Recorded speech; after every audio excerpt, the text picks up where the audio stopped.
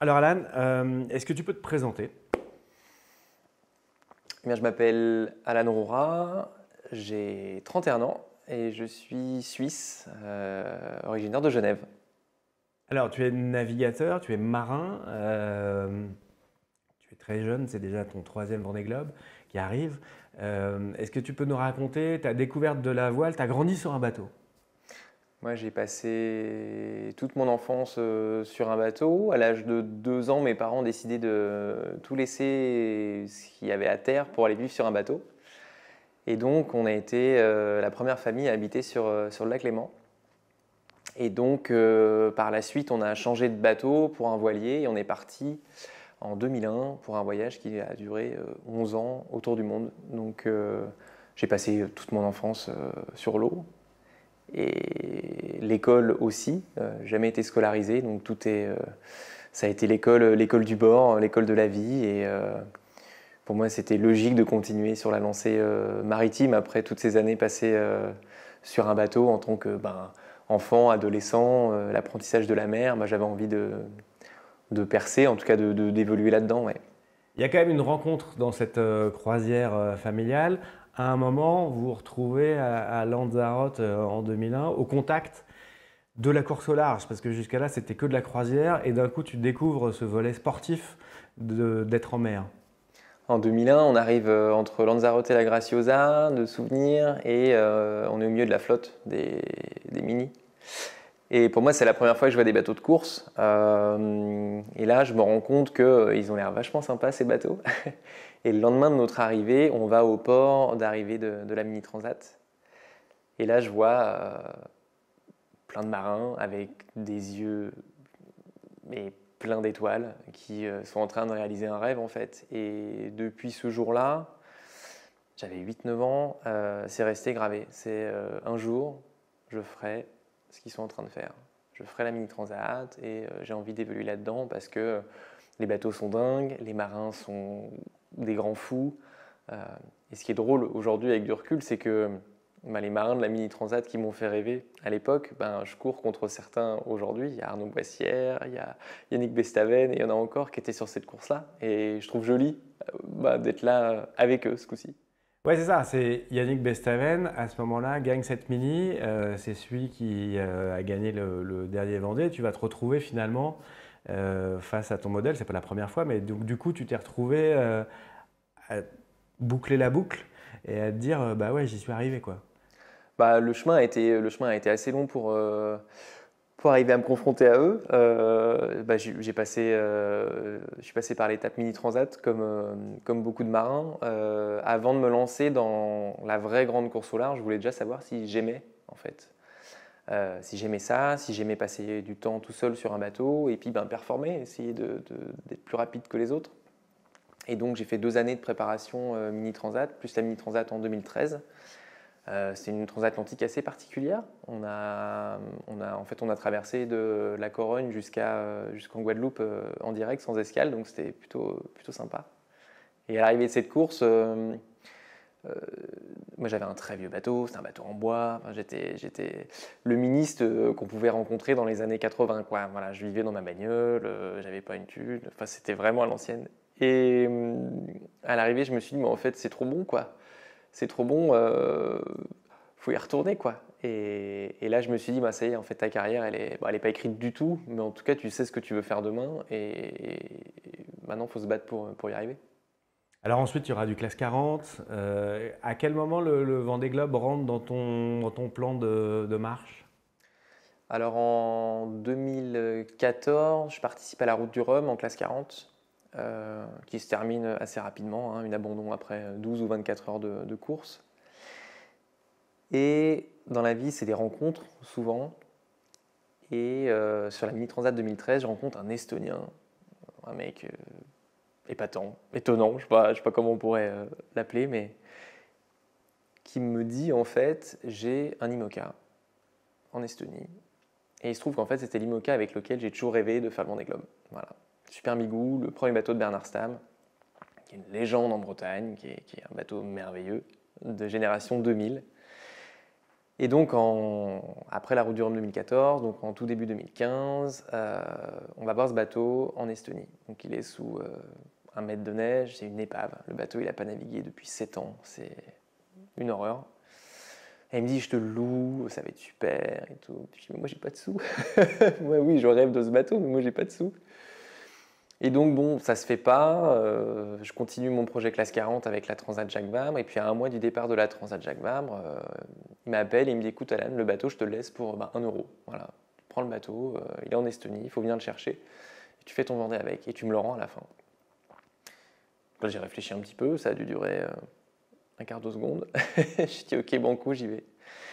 Et donc, pendant que je faisais la Transat Jacques Vabre en Classe 40, j'ai fait rapatrier le bateau en France. Donc je l'ai récupéré à l'issue de la Jacques Vabre au chantier V1D2 dans le Nord. Et là, c'est un projet qui était incroyable.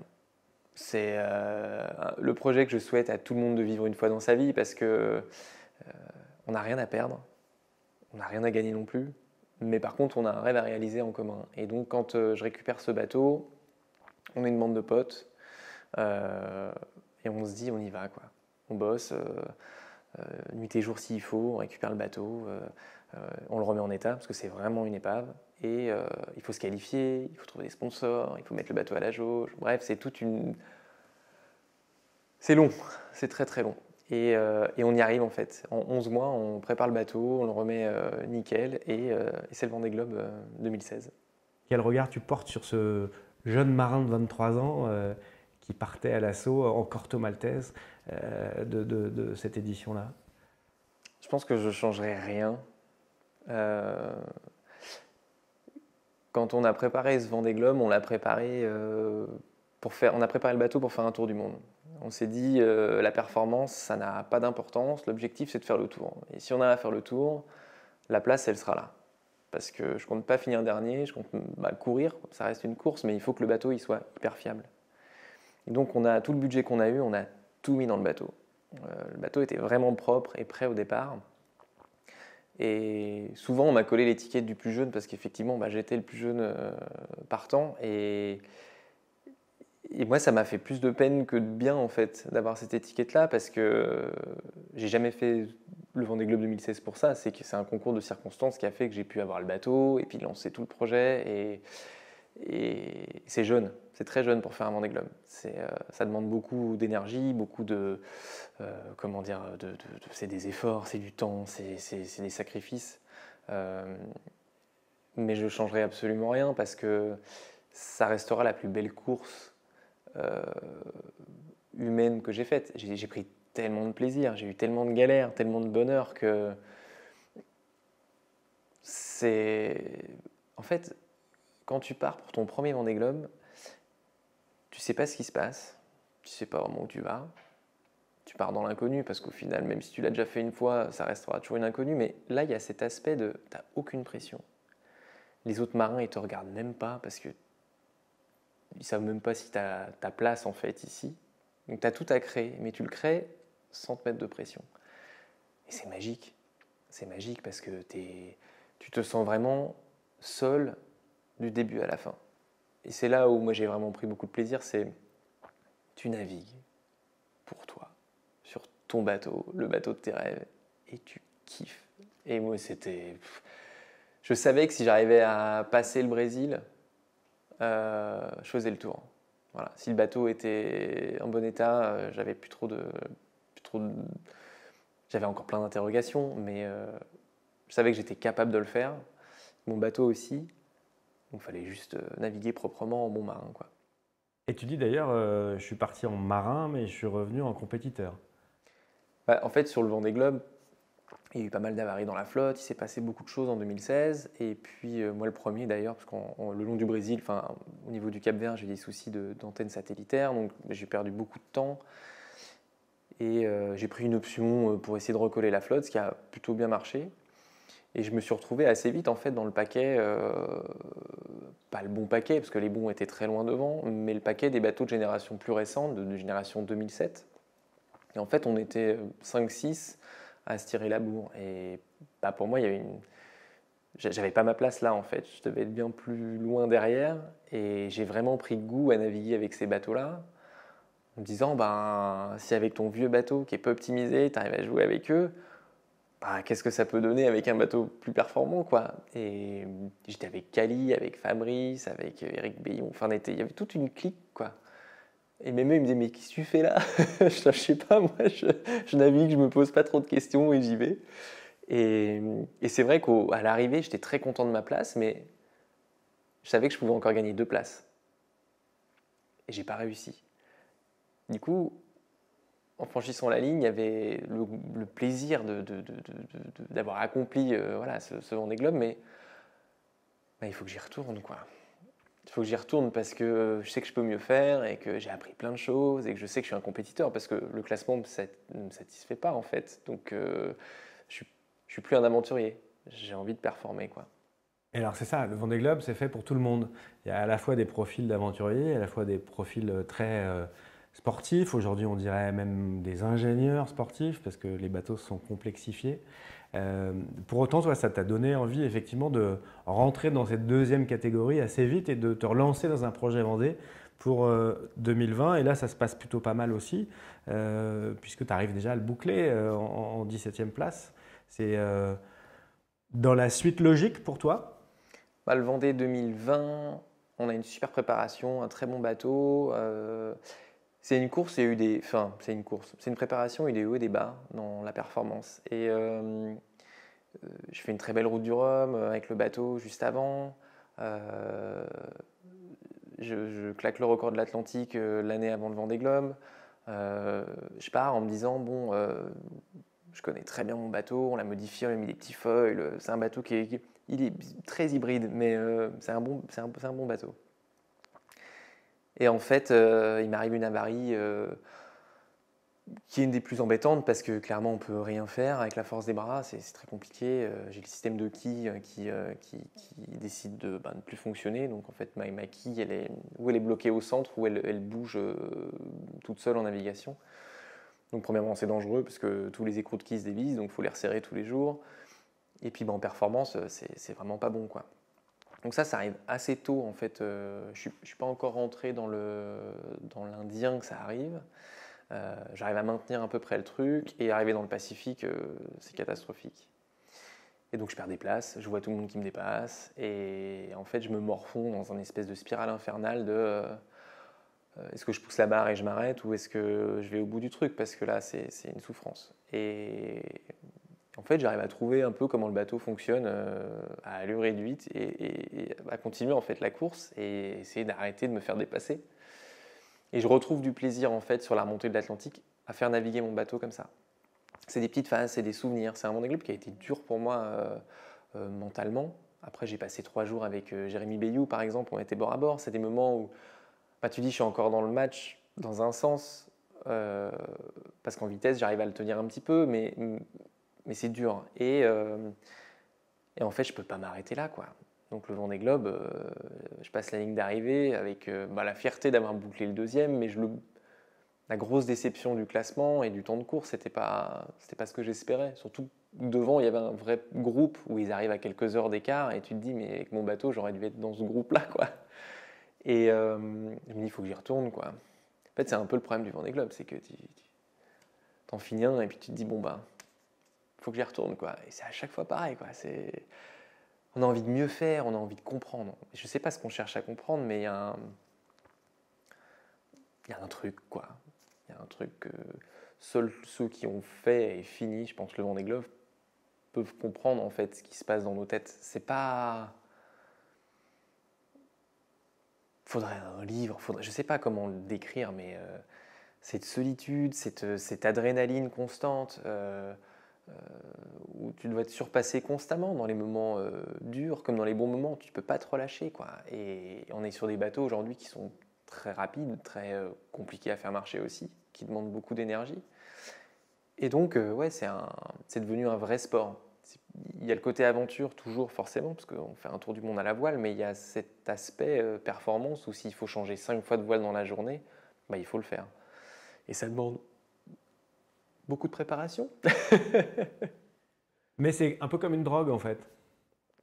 Bah, la course au large, le Vendée Globe, c'est une drogue, quoi. Je veux dire, quand on finit le Vendée Globe, on passe la ligne d'arrivée, on oublie tous les mauvais moments, on pense qu'au bon, on met le pied à terre, et généralement on dit, vous faites quoi demain? Bah, je relance un projet. Voilà. Parce que ça devient c'est un rythme de vie. On ne peut pas arrêter. C'est exactement comme une drogue. Alors je ne me drogue pas, hein, mais j'imagine. Tu ne peux pas arrêter une drogue du jour au lendemain. Il y a un sevrage, ça met du temps.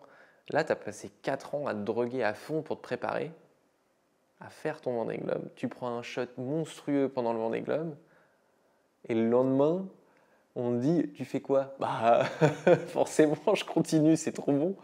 Et bah, du coup, tu y retournes, quoi. Et tu y retournes, tu réfléchis quand même en disant, est-ce que j'y retourne pour les bonnes raisons ou pas? Est-ce que j'ai toujours envie de faire ça? Donc tu te dis, j'y retourne, tu te poses, tu réfléchis, et effectivement, tu te dis, ouais, il faut que j'y retourne. Et on en arrive donc à ce nouveau cycle de Vendée Globe, où là tu rachètes un bateau et tu remontes encore dans un cran sportif, compétition, en rachetant le bateau d'Alex Thompson. Raconte-nous toute la phase d'adaptation à ces bateaux de plus en plus performants. C'est un bateau qui avait marqué quand il est arrivé, c'est le premier à avoir vraiment fermé son cockpit. Comment tu l'as prise en main et puis la continuation du développement de ce bateau? Alors nous, on a récupéré le bateau toute fin 2021 à Toulon. Donc avec mon boat captain Alexis, on a ramené le bateau de Toulon jusqu'à Lorient. Thomson nous a fait une pseudo-passation, mais très rapide, très très rapide. Et donc il y a eu 2 phases en fait on va dire, mon histoire avec ce bateau. La première, c'est l'année Route du Rhum, donc 2022, où tu rachètes le bateau d'Alex Thompson et tu te dis oh, j'ai le bateau d'Alex Thompson, tout ce qu'il a fait, c'est génial. S'il l'a fait, c'est que ça marche. Et donc je fais une première course qui est comment dire, la Bermude Mille Race, où bon, je me prends une petite bâche, mais je me dis bon, j'apprends un petit peu. Puis 2 semaines après, on a la Vendée Arctique des Sables d'Olonne, qui est une course très difficile. Et là, je m'en sors plutôt bien avec le bateau, mais je me dis, le bateau, il est bien, mais il y a quand même des trucs un peu bizarres. Et puis en fait, on lance le projet, le budget a un peu de peine à arriver, tout prend du temps, donc je rachète des voiles un peu d'occasion, etc. Puis la Route du Rhum, j'ai un bateau qui est prêt en utilisation, mais pas en performance. Très vite, le Grand Genneker, il casse. Enfin bref, il y a plein de choses qui font que ça se passe pas vraiment comme prévu. Au retour en fait de la Route du Rhum, là je me remets beaucoup en question en me disant bon t'es nul, voilà t'es nul. Le bateau il est très bon, toi t'arrives pas à le faire marcher, t'as voulu faire en fait la marche elle était trop haute d'un coup quoi. Et donc on décide avec l'équipe de faire venir naviguer plein d'autres marins à bord, en se disant est-ce que c'est toi le problème ou est-ce que le bateau a un problème? Et donc on enchaîne beaucoup de navigation, on part au Portugal s'entraîner et là ça tourne à bord et on se rend compte que on n'arrive pas à le faire aller plus vite, que ce soit avec moi à bord ou sans moi à bord ou avec des cadors de la voile, les réglages c'est les mêmes, enfin voilà. Et donc là on se dit bon va falloir faire une grosse phase de modification. Et donc on a changé les ballasts, on a changé le plan de voilure, on a changé l'étrave du bateau, le poids aussi du bateau. En gros, tout ce qu'Alex avait fait de différent sur les autres, on a tout enlevé. Et le bateau, il a gagné un gros step en performance. Et le premier test, alors on n'avait pas les voiles neuves, mais c'était la Transat anglaise, la Transat CIC, cette année. Et clairement, le bateau, il va beaucoup mieux. Et il a fallu aussi que moi j'accepte de casser du matériel sur mon bateau. Voilà. Ça, il y a 2 choses. C'est d'avoir un bateau performant, donc là il faut passer par des modifications. Alors, on n'a pas un budget extensible, donc il faut faire avec ce qu'on a. Donc ça demande beaucoup de réflexion de comment on va changer ça sans dépenser plus. Couper une étrave, ok, mais de combien, quel est le vrai gain, voilà, toujours vraiment cet aspect de balance. Et puis moi, c'était de dire, ok, maintenant Alan, t'y vas quoi. Tu te poses plus de questions. Ouais, c'est ton bateau, par contre, c'est ton outil de travail aussi. Et donc là, il faut que tu te tapes dedans, quoi.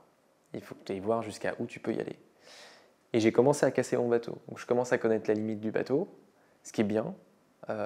Donc aujourd'hui, je pense que j'ai acquis assez d'expérience sur le bateau pour le Vendée Globe. Je le connais par cœur, j'ai fait 6 transatlantiques avec. C'est mon bateau, il est à ma main, il est comme je l'imaginais. Oui, il est moins rapide que les nouveaux. Ça, c'est un fait. Dans certaines allures, c'est plus compliqué. Mais je pense que pour le Vendée, c'est un très très bon bateau. Et alors, du coup, ton objectif, c'est quoi sportivement? Sportivement,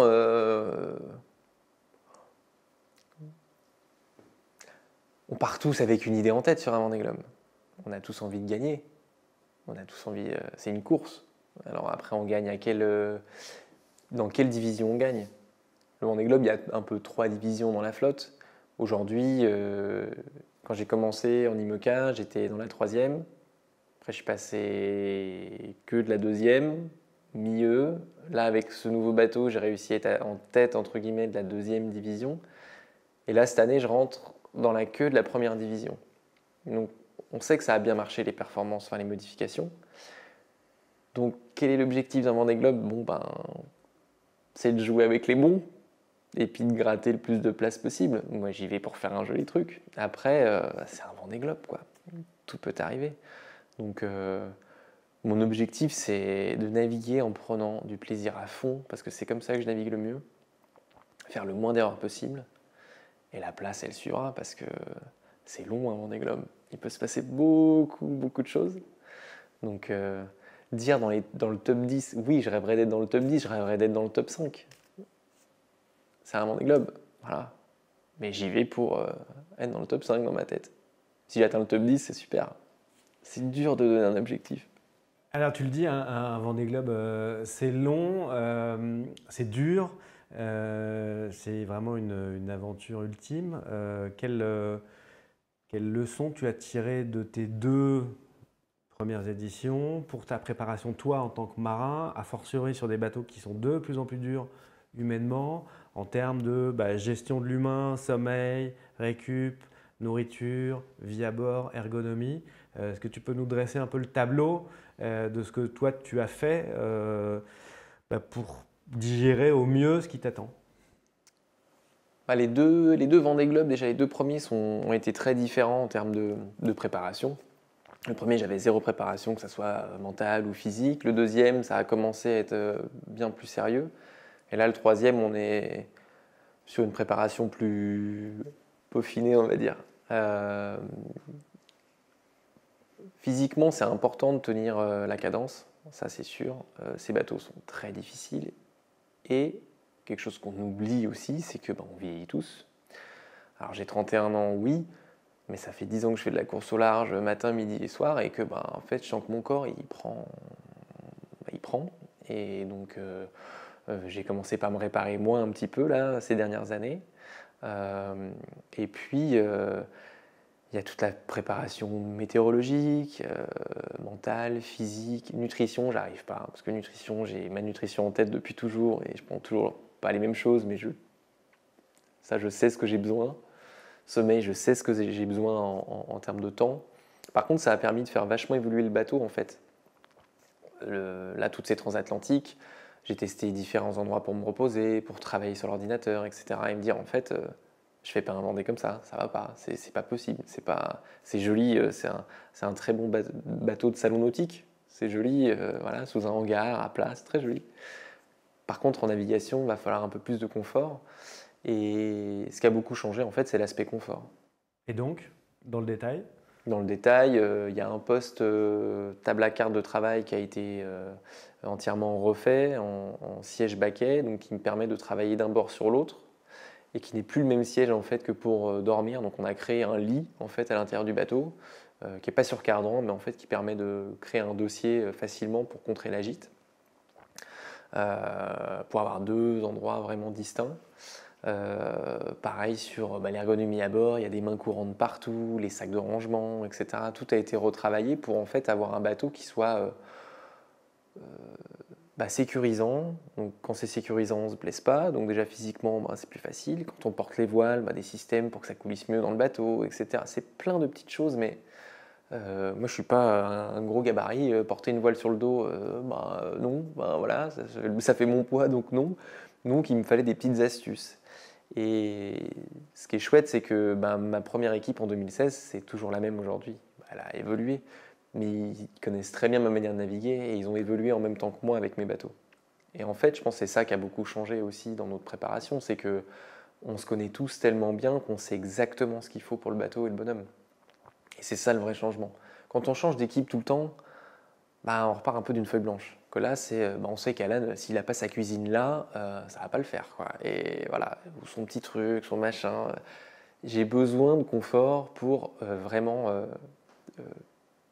me reposer. Je dors très peu en mer, mais par contre, j'ai besoin de relâcher. Et donc, on a créé une pièce dans le bateau pour se relâcher. Et tu dis, en nourriture, je sais ce qu'il me faut, c'est quoi alors concrètement? Et il n'y a quasiment plus de lyophilisé à bord du bateau. Donc je vais prendre de la viande en sauce, pas mal de plats en sauce, puis après je vais prendre purée, riz, des choses qui font juste dans l'eau tout simplement. Et en fait, je vais prendre le temps d'essayer de cuisiner dans le bateau. C'est possible? Il faut y arriver, il faut prendre le temps de le faire. Et en fait, ce temps, il fait du bien au moral. De se faire à manger, d'arrêter d'ouvrir un sachet et de manger dedans. Il y a cet aspect d'être une machine et en fait on est aussi des êtres humains, quoi. Donc de prendre une douche, de se faire un petit plat de pâtes. C'est tout bête, un plat de pâtes, un peu d'huile d'olive, de la poudre d'ail et un concentré de tomate, on mélange tout ça et on a un plat comme à la maison. Il faut imaginer, mais c'est une bonne base. À côté, un petit plat en sauce. Et en fait, c'est ces moments-là en fait, qui font que on gagne en performance. C'est que quand on est bien dans sa tête, on navigue mieux, quoi. Donc moi j'ai misé pas sur le poids, mais sur la qualité de la nutrition pour me sentir bien. Et je me rends compte qu'un lyophilisé, si j'en mange un, je mets 3 jours à le digérer maintenant. J'en ai trop mangé, quoi. Donc voilà, fais une petite pause là-dessus. Mais je croyais que matériellement, c'était même compliqué de faire bouillir de l'eau et de manipuler ensuite. Donc quand tu me dis je vais cuisiner à bord, j'ai du mal à imaginer le truc sur ces bateaux qui sautent de vague en vague. On y arrive. On y arrive. L'avant-dernière transatlantique, j'ai 30 nœuds de vent au reaching, je suis à 25 nœuds avec le bateau et j'arrive à me faire un plat de pâtes. C'est galère. Faut des gants, faut ci, faut ça pour pas se brûler. Mais ce petit moment de plaisir du bateau qui vole au-dessus de l'eau et puis l'image en fait, t'as envie de dézoomer et de voir le petit être humain dedans là, avec son pauvre échaud en train de se faire son plat de pâtes, en train de sauter dans les vagues. Et en fait, tu te dis, c'est juste magique, quoi. Et on y arrive. Il faut le jet boil, il faut la cuisine adaptée. Il faut, voilà, il y a tout un. C'est pas, on prend pas une passoire, on prend un gros Tupperware. Enfin, c'est toute une. Mais en fait, j'étudie le truc depuis. Enfin, je teste depuis des années et des années, donc j'ai mon petit rituel et ça le fait. Et alors pareil sur cette idée de confort, de qualité de vie, parce que c'est long et on sait que finalement c'est l'humain qui va faire la diff hein, sur la capacité à vivre à bord de ces bateaux. Toi qui as grandi sur un bateau à l'air libre, avec les éléments, avec le feeling sur ta peau, sur tes cheveux, comment tu vis cet enfermement progressif dont le bateau que tu as maintenant a été le premier prototype? Naviguer à l'intérieur, il y a un aspect. C'est les deux opposés. Il y a le côté hyper pratique, agréable en navigation parce que quand ça bourrine, tu navigues en chaussons dans le bateau. Enfin, là, la dernière transatlantique, j'ai pas mis un ciré de la course, donc c'est quand même hyper chouette. Et il y a l'aspect par contre où on ressent pas les éléments. Donc il faut se forcer à sortir quand même la tête pour voir un peu ce qui se passe autour, naviguer au radar pour voir les grains, etc. Et surtout, ce qui est très compliqué, c'est dans les phases où il y a peu de vent, où on ne peut pas barrer le bateau de l'extérieur facilement, régler les voiles, etc. Donc là, pour moi, il y a un gros dossier sur ce bateau. C'était une des modifications qu'on voulait faire cet été, mais on n'a pas eu le temps, d'ouvrir un peu le toit du cockpit et de pouvoir sortir et barrer le bateau en fait de l'extérieur. On ne l'a pas fait. Pour le Vendée Globe, ça ira très bien. Mais c'est vrai que ce petit bol d'air, le petit plaisir de respirer un peu de l'air frais, voilà, ça fait du bien. C'est vrai que c'est... Après, le bateau a été étudié autour de ce cockpit, quoi. Le centre de gravité est très bas, donc ça fait une coque qui est très légère. Enfin, ils ont vraiment étudié pas que le cockpit fermé, mais c'est une philosophie qui...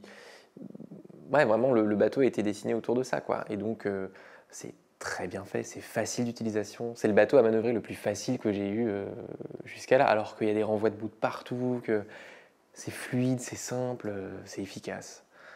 Après, il y a une autre phase, c'est sur les départs, où c'est un peu plus compliqué de prendre des départs avec ce genre de bateau, quoi, parce que on voit vraiment, enfin c'est pas qu'on voit pas grand chose, c'est qu'il faut être à la fois et dedans et dehors pour voir, régler et barrer le bateau.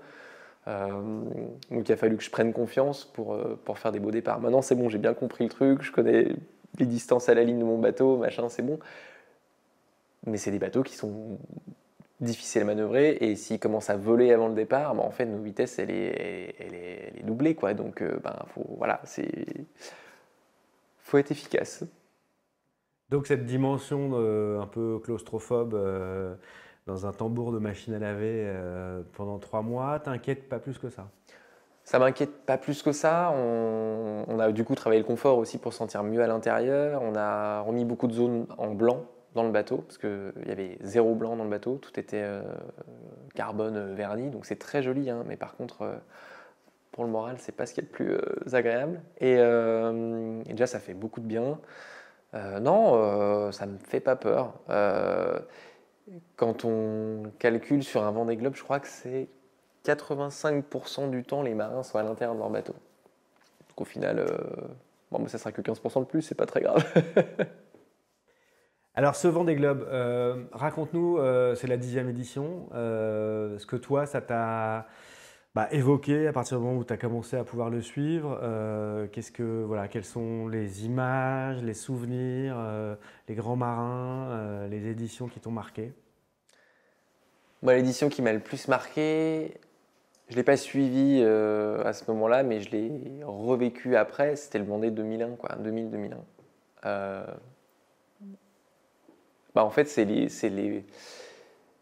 c'était à l'époque, je trouvais les plus beaux bateaux. C'était les fers à passer, quoi, les espèces de planches magnifiques, des luges. Il y avait Kingfisher, il y avait Super Bigou, il y avait tous ces bateaux-là, quoi. Et quand j'ai suivi Ellen MacArthur, je me suis rendu compte en fait de la complexité de la course au large et ça m'a donné envie en fait de faire ce qu'elle faisait. Voilà, c'était voir ce petit bout de femme qui se fait la route du Rhum, qui se fait le Vendée Globe, et puis après qui part encore sur des monstres des océans pour battre des records. Enfin, je me suis dit, mais elle est dingue, quoi. Et pour moi, c'est cette personne-là qui m'a vraiment donné l'envie d'y aller. Ce qui est drôle, c'est que je pense qu'aujourd'hui, dans le milieu de la course au large, j'ai rencontré tous les grands marins, sauf Hélène. C'est la seule que j'ai jamais rencontrée encore. Et j'aimerais un jour pouvoir lui dire merci parce que c'est grâce à elle en partie que je suis là aujourd'hui. Et donc, Hélène, si tu m'entends, ce Vendée-là, je l'ai vraiment j'ai trouvé dingue, quoi. C'était le début aussi de la communication. Donc, on avait des images après, on avait pas mal de choses qui étaient incroyables. Et puis, il y a eu le Vendée Globe 2012 qui était assez incroyable parce que les bateaux de 2007, il y en avait beaucoup. Il y avait quelques bateaux neufs, mais pas tant que ça. Il y avait un vrai match. Et pareil, c'est une génération de bateaux que je trouvais magnifique. Moi, en fait, je suis les courses en fonction des bateaux qui naviguent dessus. Parce que je trouve qu'une belle course, il faut naviguer avec des beaux bateaux. Un bateau, ça doit être beau. Ça doit être élégant, classe. Et donc voilà, il y a des Vendée Globe où il y a des bateaux, je trouve, plus beaux que d'autres. Il y a des générations, des phases. Puis après, au final, j'ai participé aux 2 derniers, quoi. Donc je les suivi en direct.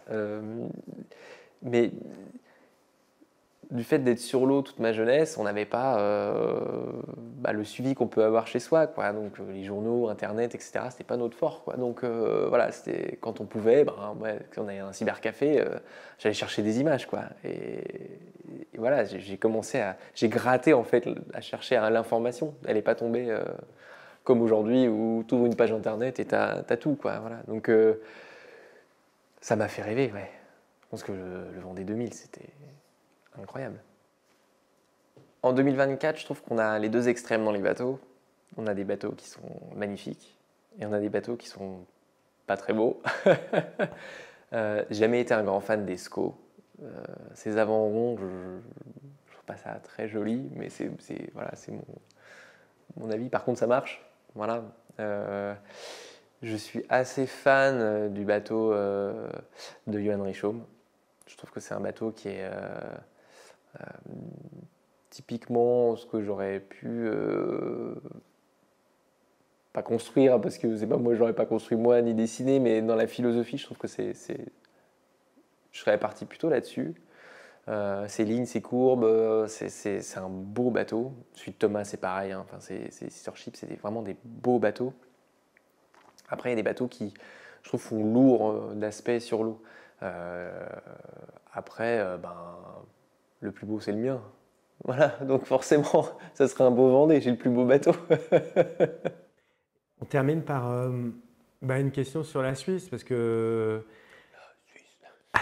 il y a une culture de la course au large qui s'est développée en Suisse, et le Vendée Globe a été un pilier de, pas que, hein, évidemment, parce que les multis aussi, je pense au Rarus mais là, il va y avoir 3 Suisses au départ, pas que des francophones. Voilà, raconte-nous ce que, même si tu es quand même breton d'adoption, ça évoque pour toi, et comment tu vis cet essor de la course au large en Suisse. En Suisse, la course au large, elle est née de la Whitbread. Et Whitbread, donc c'est l'ancienne Volvo Ocean Race qui est devenue, qui a formé en fait beaucoup de marins qui, à leur tour, ont participé à de nombreuses courses, dont le Vendée Globe. Donc, on a eu une génération avec du Bernard Stamm, Dominique Vabre, qui ont une longue carrière dans la course au large. Puis on a une nouvelle génération aujourd'hui, en gros, de marins de la Mini 2013. Hein, c'est un peu ça. On se retrouve tous un peu aujourd'hui avec des objectifs de plus gros bateaux, quoi. Donc on rêve du Vendée Globe, et là on est 3 marins suisses pour ce Vendée Globe là, et c'est une grande fierté parce que c'est des projets qui sont pas faciles à vendre déjà de base. Puis en Suisse, la course au large, on est très régate, on est très forcément avec la Coupe América, etc. On est très branché voile, et la course au large, beaucoup se passe en France, donc c'est un peu plus très franco-français dans un sens, et à la fois très international avec les courses qu'on fait. Donc pour les entreprises, c'est très intéressant, mais il faut oser. Et donc d'avoir 3 bateaux alignés sur le Vendée Globe, c'est quand même assez stylé, avec des super marins. Donc je me mets pas dedans, je dis les autres, mais non, mais je trouve ça génial. Moi, je suis très fier.